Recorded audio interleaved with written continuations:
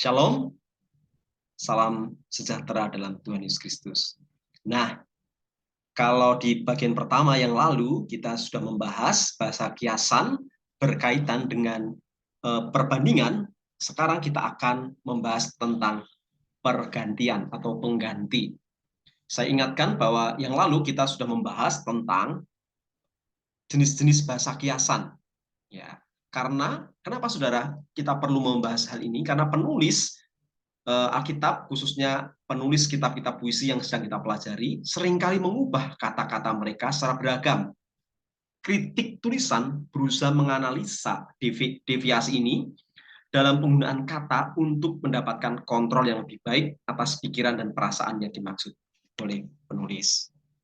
Nah, yang lalu kita sudah selesai dalam pembahasan jenis bahasa kiasan perbandingan. Nah, sekarang kita akan membahas yang lain, yaitu jenis bahasa kiasan yang melibatkan pengganti. Ya, yang melibatkan pengganti. Oke. Pengganti itu ada beberapa macam. Yang pertama, kalau urutan dari atas, dari part pertama itu nomor 11 ya. Kita lanjutkan saja nomornya. Ada yang namanya metonimi atau perubahan untuk menamai. Metonimi ini perubahan kata benda atau ide apapun, perubahan satu kata dalam menamai suatu objek dengan kata lain yang berkaitan erat dengannya. Nah, ada kata meta di situ ya. Metonomi itu dari kata meta, menunjukkan change, perubahan, dan anoma artinya a name. Ya, ini kata benda ya. Tapi sebuah metonimi juga bisa dikatakan dengan sebuah kata kerja atau seluruh baris. Nah, ini metonimi ini ada beberapa macam. Ya, yang pertama, saudara ya, ada yang disebut sebagai metonimi sebab. Apa itu metonimi sebab? Saat penulis menyatakan sebab, tapi memaksudkan efek, ini disebut sebagai metonimi dari sebab. Ini metonimi dari sebab. Cara untuk mengujinya adalah jika kita menyebut sesuatu itu sebuah metonimi sebab, kita harus menyatakan apa efek yang diinginkan. Apa efek yang diinginkan. Oke, contoh ya. Di dalam Kejadian 11 ayat 1 dikatakan demikian. Adapun seluruh bumi, satu bahasanya dan satu logatnya. Ayat itu berarti setiap orang berbicara bahasa yang sama.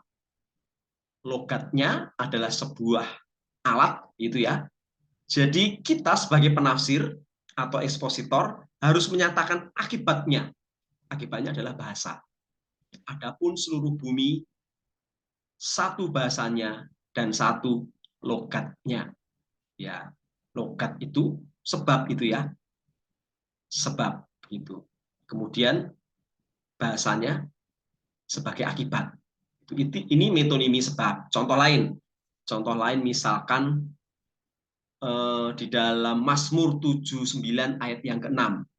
Tumpahkanlah amarahmu ke atas bangsa-bangsa yang tidak mengenal engkau. Nah, amarah itu adalah emosi di belakang penghukuman. Ya, pemazmur ingin Tuhan mencurahkan, ini sebuah kiasan, menumpahkan, mencurahkan tindakan penghukuman. Jadi sebab dinyatakan, ya sebabnya dinyatakan, akibatnya penghukuman yang dimaksudkan. Tuh, nangkap saudara ya. Jadi tumpahkanlah amarahmu ke atas bangsa-bangsa yang tidak mengenal engkau. Nah, ini penghukuman sebetulnya ya, penghukuman ya, penghukuman. Sebabnya dinyatakan, akibatnya adalah penghukuman. Itu. Atau di dalam Mazmur 36 ayat 10 yang mengatakan demikian ya. Sebab padamulah sumber hayat, sumber hidup. Ya. Di dalam terangmu kami melihat terang. Ya, atribut dinyatakan di situ. Tapi berkat spiritual dan material yang di bawah kasih setia Tuhan yang dimaksudkan. Sebagian besar kasus atribut Tuhan merupakan metonimi sebab. Karena komunikasi atribut-atribut itu yang dimaksud. Ini termasuk metonimi sebab. Kemudian ada yang namanya metonimi akibat. Saat penulis ingin menyatakan akibat, tapi memaksudkan sebab yang menghasilkan. Ya, ini kebalikan dari metonimi sebab tadi ya. Ini kebalikannya metonimi akibat. Terkadang satu baris itu paralel dalam puisi ya, akan memberi metonimi sebab dan metonimi akibat. Kadang-kadang ya. Jadi di atas sebab, nanti di bawah akibat begitu. Itu bersamaan muncul, itu mengekspresikan seluruh ide gitu ya. Maka berkatalah ia kepada mereka dalam murkanya dan mengejutkan mereka dalam kehangatan amarahnya. Nah, itu ya. Maka berkatalah itu sebabnya. Ya, sebabnya. Maka berkatalah ia kepada mereka dalam murkanya, itu sebabnya. Kemudian akibatnya, dan mengejutkan mereka dalam kehangatan amarahnya. Itu. Jadi ada sebabnya. Sebabnya sebabnya adalah murka itu, berkata ya, berkata dalam murka itu. Kemudian akibatnya itu mengejutkan, ada ketakutan ya, ada dari umat yang dimaksud dalam teks ini. Nah, ini contoh di mana akibat diberikan untuk hal dan tindakan yang menghasilkan. Mungkin kita perlu banyak contoh ini karena ini agak sulit ya, metonimi sebab dan metonimi akibat. Contoh lain metonimi sebab. Oleh sebab itu, ampunilah kiranya dosaku untuk sekali ini saja, dan berdoalah kepada Tuhan Allahmu itu, supaya bahaya maut itu ini dijauhkannya daripadaku. Nah, belalang itulah yang disingkirkan Firaun, yang ingin disingkirkan oleh Firaun, karena waktu itu itulah belalang ya. Tapi jika mereka diizinkan untuk tinggal, mereka akan menghancurkan tanah dan penghuninya. Untuk membuat permintaannya lebih jelas, dia mengganti akibat dengan sebab. Ya, dia agar lebih jelas akibat, sebabnya kan adalah belalang ya. Dia mengganti akibat dengan sebab. Makanya dia berkata, oleh sebab itu ampunilah kiranya dosaku untuk sekali ini saja, dan berdoalah kepada Tuhan Allahmu itu supaya bahaya maut ini dijauhkan daripadaku. Nah, itu sebetulnya bukan tulah maut pada waktu itu, tapi tulah belalang, tetapi mengakibatkan banyak kehancuran, ya, banyak kematian terhadap tumbuh-tumbuhan, dan itu disebut sebagai maut ya akibatnya. Makanya ini disebut metonimi akibat. Ya, Firaun tidak berkata supaya bahaya belalang ini dijauhkannya daripadaku, tidak, tapi dia berkata supaya bahaya maut ini dijauhkan daripadaku. Nah, yang disebut maut itu akibat dari belalang, tulah belalang itu sendiri. Ini metonimi sebab. Jadi kebalikan ya, metonimi sebab, ini metonimi akibat ya. Jadi metonimi akibat itu berbalik dengan metonimi sebab. Kemudian contoh di mana akibat diberikan untuk objek material yang darinya dihasilkan. Nah, contoh lain, engkaulah yang membelah mata air dan sungai. Ya, dia Tuhan membelah dua batu itu dan air keluar. Ya, air keluar. Penggunaan metonimi di sini sangat ekonomis karena jelas bahwa Tuhan tidak membelah mata air, ya, mata air dan sungai, ya, tidak ya, juga merupakan ekspresi kiasan dari air. Jadi baris itu berbicara lebih daripada ekspresi literalnya. Literalnya sebetulnya ya itu membelah batu ya, kemudian keluar mata air di situ. Tapi di sini menggunakan mata air dan sungai. Ya, artinya bisa dilihat akibatnya apa nanti ya, akan membual air dari situ, air yang sangat cukup sampai berlimpah-limpah dari situ. Makanya menggunakan istilah mata air dan sungai. Padahal faktanya tidak sungai yang diminta, yang dibelah ya. Kalau ini menceritakan tentang mukjizat Tuhan pada waktu itu bagi orang Israel. Atau mungkin contoh di mana akibat diberikan sebagai instrumen atau sebab organis. Ya, itu juga bisa ya. Itu juga. Perlihatkanlah kiranya kemuliaanmu kepadaku. Ya. Awake my glory. Itu kira-kira menggunakan istilah seperti itu. Akibat dinyatakan adalah glory, ya, kemuliaan. Sebab yang dimaksudkan adalah lidah yang memuji Allah untuk memuliakan Tuhan. Ya, mungkin glory juga atau kemuliaan itu juga mewakili seorang pribadi. Ya, kalau dalam Keluaran 33 ayat 18. Oke, sekarang ada metonimi subjek. Wah, apa lagi nih ya? Ini memang kita harus cermat, harus sering-sering menggunakan atau mencobanya ya. Saat subjek atau benda diberikan sebagai atribut atau sisipannya, yaitu tempat atau wadah diberikan bagi isinya. Contoh ya, Yesaya 38 ayat yang ke-18 berkata demikian. Maut tidak dapat memuji-muji engkau. Nah, ini motif umum dalam Alkitab Ibrani ini. Sang Nabi bermaksud mengatakan kalau orang mati dalam kuburan tidak bisa memuji Tuhan. Menggunakan kata maut menambahkan tekanan dan menggerakkan Tuhan untuk menjaga individu agar tetap hidup untuk memujinya. Maut tidak akan memuji engkau. Artinya ini bukan kematian ya, tetapi orang mati, ya gitu ya. Artinya orang yang mati itu ya, orang yang sudah keadaan mati dalam kuburan tidak bisa memuji Tuhan. Ya, dia menggunakan metonimi subjek dalam hal ini. Atau dalam Mazmur 23 ayat 5, engkau menyediakan hidangan bagiku. Nah, ini juga metonimi sebab ya. Subjek ide yang dinyatakan adalah meja, tapi yang dimaksud adalah makanan dan minuman di meja. Ya, engkau menyediakan hidangan bagiku. Ya, kalau memang dalam bahasa Inggris ya, kalau dalam bahasa Indonesia memang menggunakan engkau menyediakan hidangan bagiku, tapi kalau dalam bahasa Inggris menggunakan you prepare a table before me. Ya, meja aja. Meja apa artinya? Makanan, meja sajian, makanan dan minuman itu ya. Itu yang dimaksud. Ini menggunakan metonimi subjek. Lalu ada juga metonimi sisipan. Penulis meletakkan sisipan atau atribut atau beberapa keadaan yang berkaitan dengan subjek bagi subjek tersebut. Ya, gimana maksudnya? Akan terlihat di contoh ya. Contoh dalam Kejadian 42 ayat yang ke-38 berkata demikian.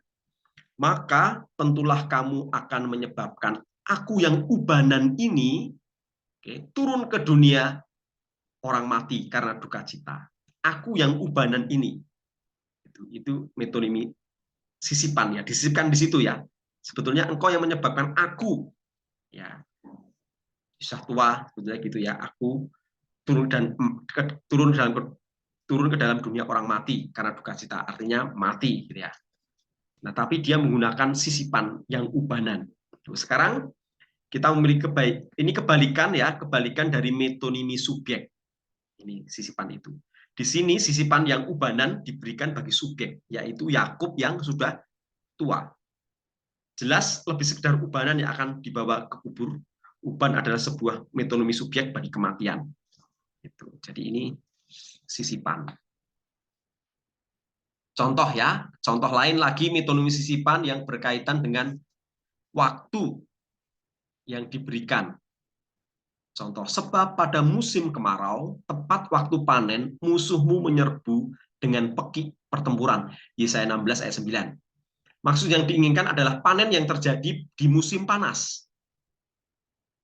Dengan mengganti musim panas, Nabi mengkonomisasi ya, deskripsinya dan membawa lebih daripada sekedar panen. Nah, kemarau, waktu panen, adalah ide sisipan. Sebab pada musim kemarau, tepat waktu panen, musuhmu menyerbu dengan pekik pertempuran. Nah, ini sisipan ya, walaupun ini mungkin tidak ada pun masih bisa sebetulnya ya, sebab pada waktu panen musuhmu, nah tapi dikasih sisipan musim kemarau ini berkaitan dengan waktu ya. Nah, contoh lagi di mana isi diberikan bagi penampungnya. Misalkan begini, mereka pun membuka tempat harta bendanya. Matius 2 ayat 11, kisah tentang orang para majus ya, yang datang menyembah Yesus. Mereka membuka peti dan menampung harta. Di sini sisipan ini dikemukakan, isi dari penampung. Tapi subjeknya yang dimaksud adalah penampung itu sendiri. Mereka membuka tempat harta bendanya. Itu adalah metonimi sisipan. Nah, lanjut ya. Setelah metonimi, kita akan masuk ke sinekdot. Ini kata kuncinya adalah pertukaran ide. Masuk dalam bahasa kiasan pengganti. Sinekdot, pertukaran ide yang berhubungan satu sama lain. Di dalam kiasan, sinekdot ini, satu kata menerima sesuatu dari yang lain yang tidak terekspresikan, tapi dihubungkan dengannya karena berasal dari genus yang sama. Sebagai penunjuk umum, kita bisa menggunakan sinekdot ini bagi kiasan yang benar-benar merupakan sebagian dari keseluruhan atau keseluruhan bagi sebagian. Lebih berhubungan dengan hal yang dimaksud daripada sebuah metonimi umum. Beberapa contoh dari sinekdot ini, yang pertama adalah sinekdot dari genus. Apa itu ya? Genus digantikan dengan spesies. Contoh, senjata dengan pedang, makhluk digantikan dengan manusia, tangan digantikan dengan senapan, kendaraan dengan sepeda. Nah, memang kata-kata dari arti ini luas bagi arti yang lebih sempit. Ya, contoh ya, maka kemuliaan Tuhan akan dinyatakan dan seluruh umat manusia, ya, seluruh daging akan melihatnya bersama-sama. Yesaya 40 ayat yang ke-5. Seluruh daging, seluruh tubuh yang akan melihatnya bersama-sama. Kata umum tubuh digunakan menggantikan ide tertentu, yakni umat manusia. Metonimi tidak akan berhasil. Ya, sebab akibat subjek sisipan tidak bisa ya dipakai di situ ya. Jika kita berpikir itu sebuah metonimi, Anda perlu memberikan ide yang dimaksud untuk kepentingannya. Makanya di sini sinekdot dari genus. Beritakan Injil kepada segala makhluk. Oke. Genus yang dikemukakan adalah makhluk. Tetapi sebetulnya tidak kepada binatang, ayat itu kan yang dimaksud. Tidak juga kepada tumbuhan. Karena makhluk hidup itu ada binatang, ada tumbuhan, ada manusia. Tapi yang dimaksud di ayat itu, saudara ya, itu sinekdot dari genus itu ya. Genus dikemukakan adalah makhluk, ya, tetapi spesies itu yang dimaksud adalah manusia. Dan ketika beritakan Injil kepada semua makhluk atau segala makhluk, itu manusia artinya disuruh memberitakan Injil. Tugasnya itu diberikan pada manusia, tidak kepada kuda, tidak kepada kucing, tidak ya, binatang. Nah, ini sinekdot dari genus. Bisa juga semua bagi bagian yang lebih besar. Dari seluruh rakyat berkumpul mengerumuni Yeremia 26 ayat yang ke-9. Penggunaan semua bisa ditangani sebagai suatu masalah leksikal. Genus yang dikemukakan di sini adalah semua orang. Tapi arti yang diinginkan adalah sejumlah besar orang. Ya, mungkin tidak semua juga kan. Mungkin anak-anak waktu itu tidak ada di situ ya, mengurumuni Yeremia. Ya, karena anak-anak kecil, bayi, bagaimana mungkin bisa? Jadi tidak semua orang sebelumnya, tapi sekumpulan orang. Ya, contoh sama seperti bahasa-bahasa politik, ya, politikus kita ya. Itu rakyat sudah gerah dengan pemerintahan. Wah, rakyat sudah gerah dengan polisi. Itu apakah semua rakyat? Tidak juga kan? Ya, tapi itu mengatasnamakan rakyat. ini termasuk sinekdot ya. Dan sinekdot. Kemudian semua untuk semua jenis. Ya, di dalamnya terdapat berbagai jenis binatang berkaki 4, binatang menjalar, dan burung. Dalam Kisah Para Rasul 10 ayat 12 ini tampaknya penglihatan yang ditunjukkan kepada Petrus pada waktu itu. Nah, mungkin penafsir akan ragu kalau penglihatan berisi seluruh binatang-binatang berkaki 4. Ya, kalau semua ya mungkin terlalu banyak ya. Maksudnya adalah seluruh binatang berkaki 4 yang haram. Itu. Ya. Ini pertukaran ide sinekdot dari genus. Jadi tidak semua binatang berkaki 4 itu berbagai di situ. Artinya yang termasuk binatang haram saja. Universal dengan partikular. Artinya apa ya? Dan Saul tidak berkata apa-apa pada hari itu. Ya, sinekdot adalah tidak, tapi arti yang diinginkan adalah tidak tentang Daud. Ya, pastilah mungkin Saul juga berkata-kata tentang hal yang lain ya. Dia berkomunikasi juga dengan misalkan jenderalnya, mungkin istrinya, anaknya, pegawai istananya, rakyat atau apapun ya, hari itu tidak mungkin dia hanya berdiam diri saja. Tapi yang dimaksud dalam konteks itu 1 Samuel 20 ayat 26 itu tidak berkata-kata tentang Daud, tapi menggunakan istilah dan Saul tidak berkata-kata apa-apa pada hari itu. Ya, tapi maksudnya Daud. Sinekdot yang kedua adalah sinekdot dari spesies. Spesies digantikan dengan genus. Ini kebalikan ya. Kebalikan. B itu kebalikan dari A. Sebagian bagi seluruh. Contoh, roti dengan makanan. Memotong leher dengan pembunuh. Nah, kata-kata berarti sempit bagi arti yang lebih luas. Contoh ya, yang menjadi bagian sinekdot spesies ini. Contoh, sebab bukan kepada panahku aku percaya, dan pedangku pun tidak memberi aku kemenangan. Mazmur 44 ayat yang ke-7. Bentuk dari sinekdot ini lebih membantu secara eksegesis. Di dalam Mazmur ini, panah dan pedang dikemukakan, tapi arti yang diinginkan adalah senjata. Ya, tidak menyebutkan senjata ya di situ ya, tapi menggunakan jenis dari senjata itu. Sebab bukan kepada panah aku percaya, dan pedangku pun aku tidak memberi aku kemenangan. Itu senjata. Spesies dengan genus proper, misalkan suatu negeri yang berlimpah-limpah susu dan madunya. Seringkali sebuah bus wisata di Israel itu ya sekarang ya membawa orang ke sebuah lokasi yang terdapat sapi dan sarang. Ya, lebih dan mengutip ayat ini ya. Tapi artinya lebih luas, maksudnya penuh susu dan madu itu adalah yang subur, yang makmur, gitu ya, yang banyak makanan yang mewah di sana, yang penuh susu dan madu, itu ya. Bukan berarti semua orang yang tinggal di tanah perjanjian itu berprofesi sebagai pemelihara madu dan peternak, pemelihara lebah dan peternak sapi. Nah, tidak juga ya. Tapi itu menunjukkan suatu negeri yang subur atau makmur. Berikan pada hari ini makanan kami yang secukupnya. Arti yang dimaksud adalah makanan dasar. Makanan harian adalah sebuah spesies dari genus makanan. Kemudian sinekdot yang ketiga, seluruh dari bagi sebagian. Banyak contoh ya yang diperlakukan sebagai masalah leksikal, terutama saat seluruh digunakan bagi sebagian. Ini biasanya membingungkan. Ya, mari kita lihat contohnya ya.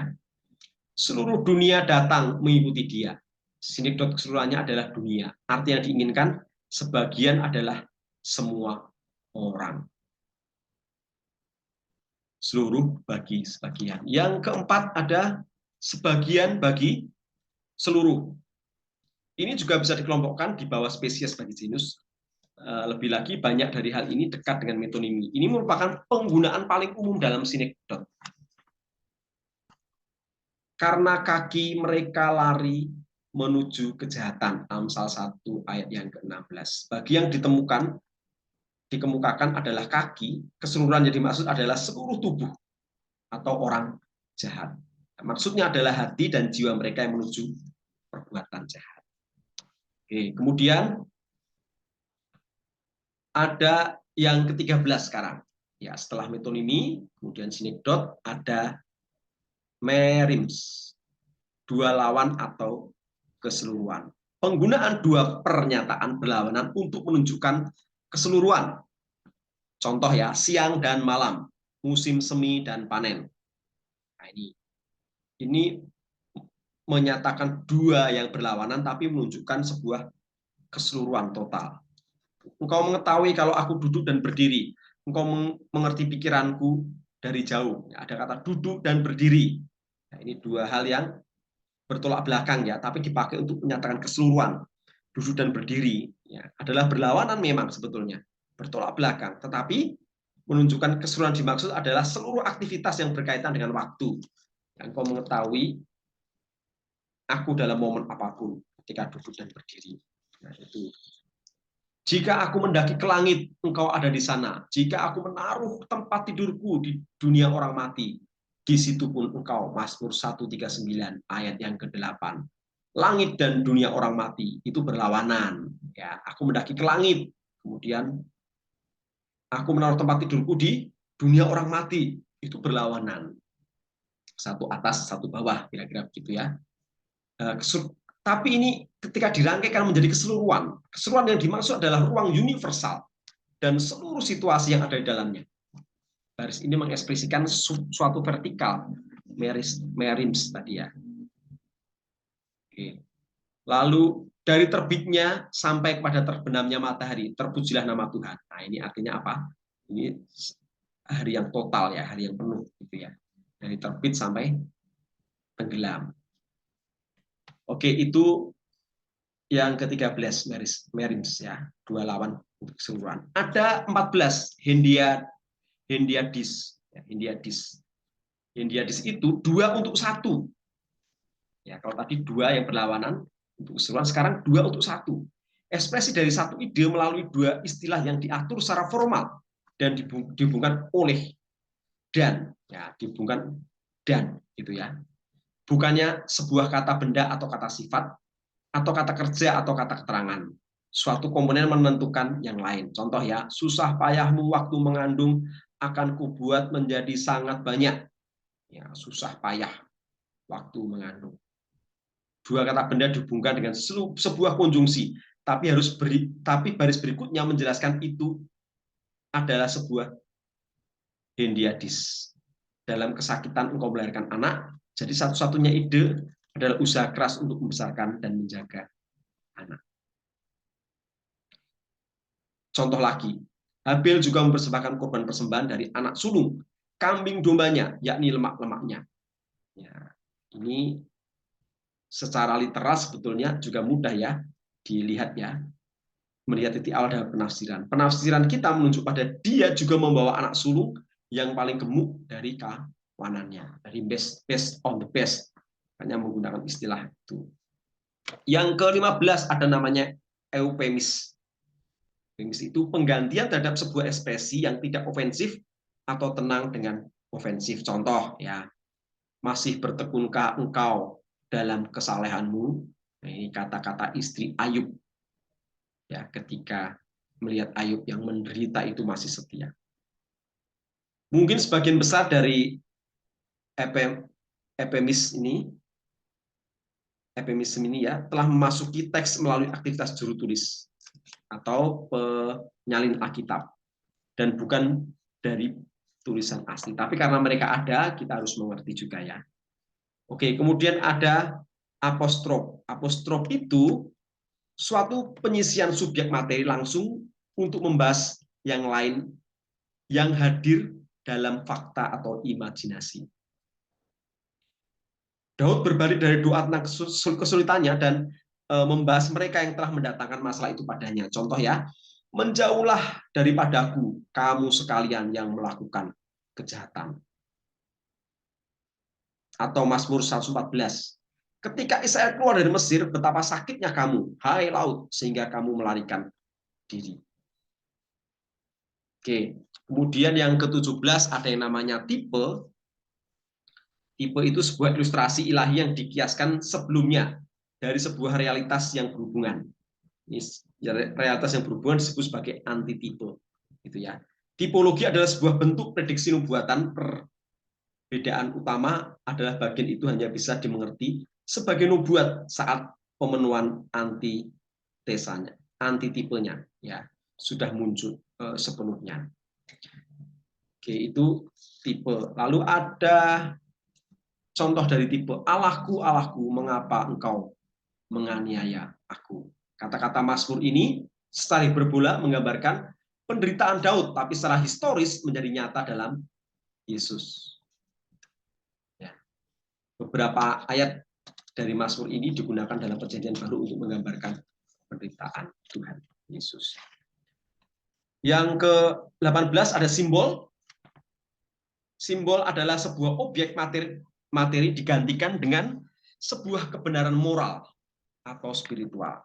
Sebuah tanda terlihat dengan sesuatu yang tidak terlihat. Contoh, aku ini Tuhan menjadi terang untuk bangsa-bangsa. Terang menjadi sebuah simbol bagi perintah rohani dan moral. Ada yang namanya ironi. Ironi itu ekspresi pikiran dalam sebuah bentuk yang berlawanan. Ironi, ya makanya ironi ya. Arti kata itu dibalik dengan menukarnya ke dalam suatu wilayah sematik yang tidak pas dengan pembicara dan atau subjeknya. Contoh ya, sebab bukanlah seperti gunung batu kita, gunung batu orang-orang itu. Tidak seperti gunung batu kita, gunung batu orang-orang itu. Nah, ini ironi ya. Atau panggilan lebih keras, bukankah dia Allah? Mungkin dia merenung, mungkin dia ada urusan, mungkin dia berpergian, barangkali ia tidur dan belum terjaga. Nah, 1 Raja-Raja 18 ayat 27. Nah, ini Elia mengejek nabi-nabi palsu itu ya, menggunakan ironi. Yang ke-20 ada yang namanya Lewismos, ini mengejek sebuah ekspresi perasaan melalui ejekan. Nah, ini lebih kuat lagi daripada tadi ya. Ya, dia yang bersemayam di surga tertawa, Tuhan mengolok-olok mereka. Kalau ini secara terang-terangan ini ya, Lewismos ini ya. Kemudian ada maledicto. Maledicto itu imprecation, ya impresi, sebuah ekspresi perasaan melalui malediction dan execration. Contoh ya, apabila dihakimi, biarlah ia keluar sebagai orang bersalah, dan biarlah doanya menjadi dosa.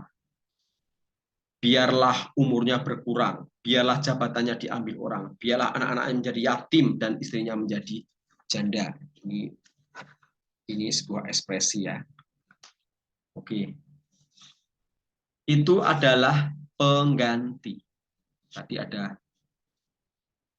pergantian, perbandingan, kemudian pengganti, kemudian sekarang yang ketiga. Yang ketiga itu jenis bahasa kiasan yang dipakai adalah penambahan atau perluasan. Yang pertama adalah repetisi, pengulangan. Jelas ya, penambahan atau perluasan. Repetisi masuk dalam golongan ini. Repetisi dari kata yang sama atau kata-kata yang dalam bagian itu. Ya, fenomena ini memiliki banyak variasi, dan ekspositor harus memberitahu tipe dan tujuan dari repetisi. Sebab harus ini, harus itu, mesti begini, mesti begitu, tambah ini, tambah itu. Nah, itu Yesaya 28 ayat yang 10 ya. Allahku, Allahku, mengapa engkau meninggalkan aku? Repetisi, diulang ya, diulang. Lalu ada yang namanya paronomasia, repetisi yang berhubungan. Contoh ya, bumi belum berbentuk dan kosong. Ini ya, belum berbentuk, diulangi, tidak diulangi kata yang sama tapi berhubungan. Itulah sebabnya sampai sekarang nama kota itu disebut Babel. Karena disitulah dikacau balaukan Tuhan atas seluruh bahasa seluruh bumi, dan dari situlah mereka diserahkan Tuhan ke seluruh bumi. Jadi diulang tapi maknanya dengan kata-kata lain tapi yang hampir sama. Ada yang namanya akrostik. Akrostik itu repetisi dari huruf-huruf yang sama atau berikutnya di permulaan kata atau klausa. Yang sama itu di awalnya saja. Yang terkenal itu Mazmur 119. Bagian yang sudah banyak orang kenal ini ya. Setiap barisnya dalam sebuah bagian itu, sebuah kalimat di ayat itu selalu dimulai dengan deretan huruf alfabet. Ya, jadi ayat pertama dimulai dengan alef, ayat kedua dimulai dengan bait, ya, ayat ketiga dimulai dengan gimel, alef, bait, gimel, dalet, hid, dan seterusnya. Itu akrostik. Lalu ada inkluso. Inkluso itu kiasan historis di mana sebuah unit tulisan dimulai dan diakhiri dengan kata, frase, atau klausa yang sama atau mirip. Nah, sedikit berbeda dengan akrostik ya. Kalau ini kata, frase, klausa yang mirip. Ya, ini repetisi juga ini, ya, tapi dalam hal pengulangan tapi dengan kata yang berbeda, dengan apa ya? Dengan unit yang hampir sama. Itu. Repetisi ini berlaku bagi sebuah alat framing menekankan tema dari bagian itu. Biasanya muncul dengan konstruksi chiastik. Ya, biasanya muncul dengan konstruksi chiastik, yaitu di awal dimulai A, B, C, kemudian kembali lagi ke B1, kemudian A1. Tapi per bagian, bukan kata demi kata. Kalau kata demi kata nanti lebih cocok ke repetisi ya, repetisi. Contohnya inkluso itu di Mazmur 8 ayat 2 dan 10. Ya Tuhan, Tuhan kami, betapa mulia namamu di seluruh bumi. Keagunganmu mengatasi langit dinyanyikan. Ada namanya hiperbola, termasuk dalam penambahan atau perluasan. Penggunaan istilah ini ya menekankan akibat, artinya lebih daripada makna literalnya. Contoh, kota-kota di sana besar dan kubu-kubunya sampai ke langit. Wah, ini ya, hiperbola ditambah-tambahkan. Dan kubu-kubunya sampai ke langit. Apakah sampai ke langit? Betul tidak juga ya. Itu artinya tinggi. Gitu ya. Lesu aku karena mengeluh. Setiap malam aku mengendangi tempat tidurku dengan air mataku. Aku membanjiri ranjangku. Ya. Mazmur 6 ayat 7. Ya, tentu saja ini bukan literal ya. Membanjiri dan membasahi tempat tidur dengan air mata itu tidak mungkin terjadi ya. Tidak mungkin air mata kita cukup untuk menggenangi atau membuat basah, membanjiri apalagi ya. Tidak mungkin ya. Tetapi itu dipakai untuk menimbulkan perasaan hiperbola namanya, dilebih-lebihkan. Oke, itu penambahan atau perluasan. Sekarang yang ketiga. Yang ketiga adalah penghapusan atau supresi. Yang termasuk dalam penghapusan ini satu, ya, ada yang namanya elipsis, satu kata dalam satu kalimat. Ya, maka dalam hatiku seperti api yang menyala-nyala. Misalkan harusnya kan maka dalam hatiku muncul perasaan seperti api yang menyala-nyala, misalkan begitu. Tapi dia tidak pakai maka dalam hatiku seperti api yang menyala-nyala. Nah, kadang-kadang ini digunakan juga dalam teknik berkhotbah ya. Ketika kita berkhotbah kadang-kadang diam sejenak, jemaat juga dengar diam ya, menunggu. Nah itu ya, tiba-tiba lanjutkan lagi. Nah itu termasuk penghapusan atau supresi karena ada kata yang dihapus tapi diganti dengan diam. Golongan yang kedua dari jenis bahasa kiasan penghapusan itu adalah aposiopesis. Aposiopesis ini diam. Diam. Diam yang tiba-tiba, berhenti berkata-kata dengan diam yang tiba-tiba.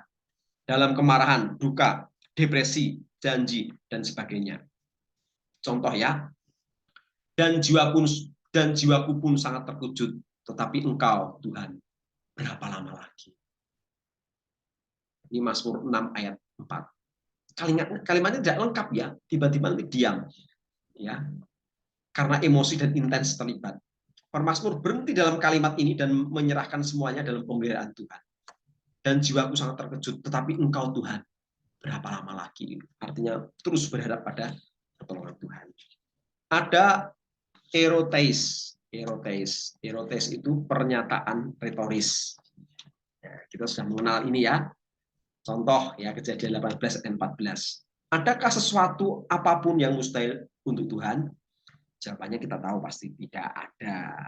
Ya, tetapi itu ditanyakan untuk menguatkan. Itu pernyataan retoris.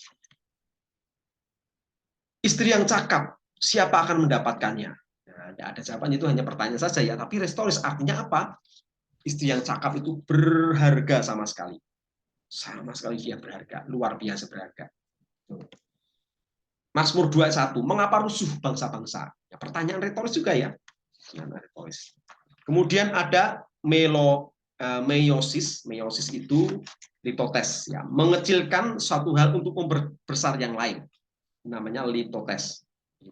Contoh, juga kami lihat di sana orang-orang raksasa, orang-orang enak yang berasal dari orang-orang raksasa, dan kami lihat diri kami seperti belalang. Dan demikian juga mereka terhadap kami. Wah, dilebih-lebihkan. Tidak mungkin itu raksasa, lalu orang Israel seperti belalang ya, yang diinjak saja mati. Tapi dilebih-lebihkan. Membesarkan satu hal, tapi mengecilkan hal yang lain.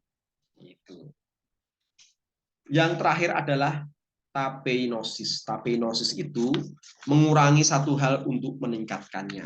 Contoh, kurban sembelihan kepada Allah, jiwa yang hancur. Ialah jiwa yang hancur. Hati yang patah dan remuk tidak akan kau pandang hina.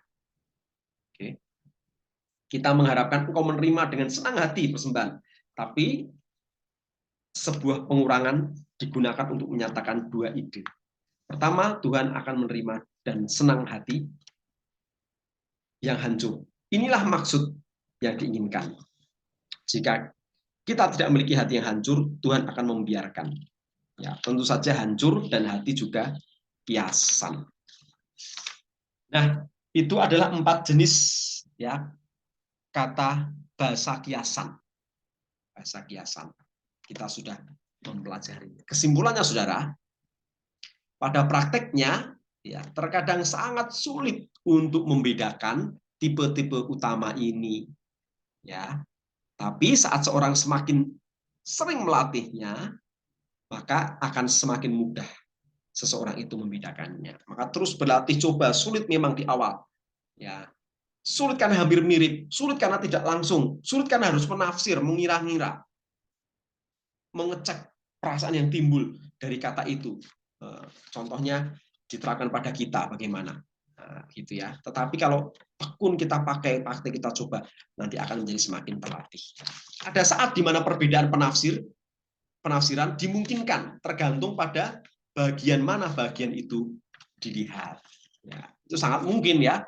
Penafsir satu dan yang lainnya, saya dengan saudara mungkin dari satu ayat pendapatnya berbeda. Oh, ini menggunakan penggantian yang model ini, misalkan. Oh, ini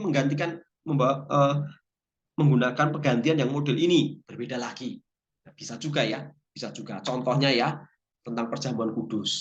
Ya, kalau orang Roma Katolik itu this is my blood. Ya, secara literal dia, walaupun nanti dengan syarat-syarat ya berubah menjadi betul-betul darah dan tubuh Yesus. Sementara Lutheran secara metonimi, ya berubah secara rohani, gitu ya. Tetapi kalau baptis secara metaforis, kalau itu lambang saja ya, itu lambang. Makanya literalnya betul-betul itu ada roti dan anggur. Nah, itu dia jenis-jenis bahasa kiasan yang dipakai untuk kitab puisi. Ya, ada yang namanya penggantian, perbandingan, ada namanya penambahan, ya, ada namanya pergantian dan sebagainya. Ada 4 jenis bahasa kiasan.